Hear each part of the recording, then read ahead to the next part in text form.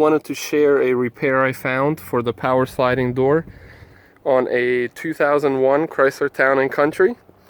Now this one that I'm working on, this one that I have, only has 42,000 miles. And I want to show you guys that that is the actual mileage, 42,000. It's a 2001 power sliding door. The right hand side passenger was working great when I got the car. The driver's side was not. So like most people, I went to the junkyard. I got a new working door motor and installed it, and nothing happened.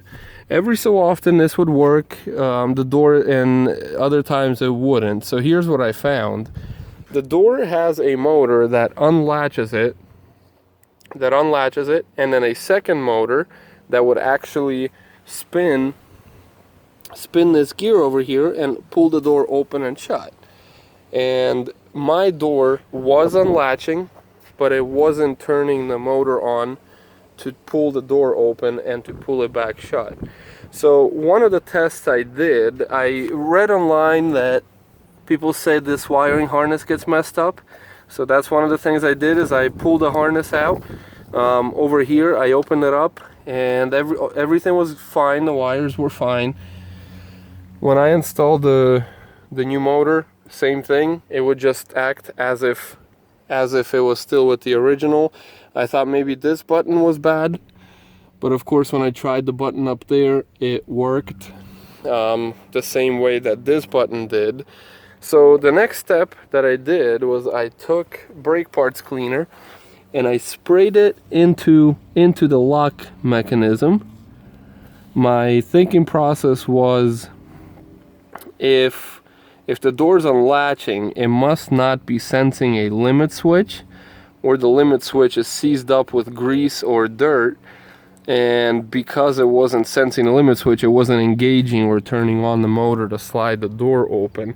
And when I sprayed it with brake parts cleaner, it started working every time. So then I sprayed WD-40 in there, and same thing, it worked until it stayed inactive for a couple days, and then we'd be back to the same way it was. It just wouldn't turn on. It would unlatch and wouldn't engage the motor to pull it open. So I pulled the lock mechanism out and I cleaned inside of it, not just on the surface. And then that's what fixed the door. And as you can see right now, when I push the button,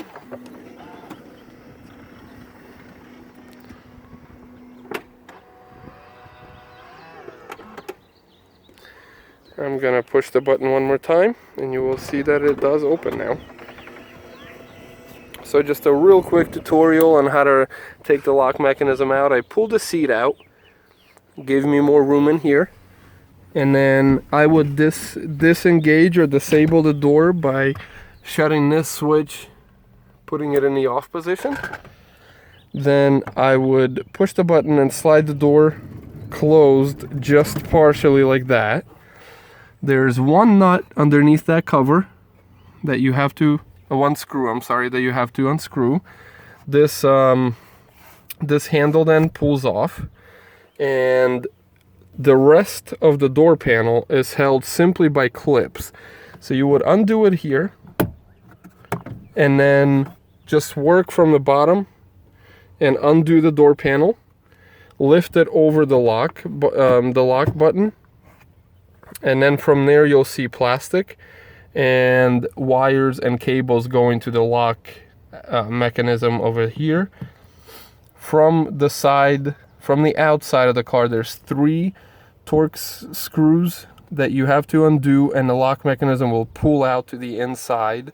Then I actually didn't remove the cables just to not mess anything up. I sprayed it in place, greased, or not greased it, put WD-40 on it, and put it back in place, and now it works. I hope that helps. It definitely helped me, definitely saved me a lot of trouble with having to fight this door. You guys know when the motor doesn't work, it's really hard to pull open and closed by hand. So when I enable it again with this in the on position, I come back out here, push the button. Every time now has been working flawless. Thank you for watching. I hope that helps.